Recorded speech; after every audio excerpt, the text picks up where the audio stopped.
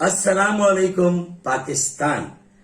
کالے بلدیاتی قانون کے خاتمے کے لیے سن 2017 میں سب سے پہلے تحریک ایم کیو ایم کی جانب سے بحیثیت ایم کیو ایم کے سربراہ میں نے اور میری رابطہ کمیٹی نے سپریم کورٹ آف پاکستان میں ایک آئینی درخواست دائر کی اور یہ استدعا کی کہ آئین کے آرٹیکل 140A کے تحت ملک میں ایک مؤثر، ایک بااختیار اور باوسیلہ بلدیاتی نظام قائم ہونا چاہیے.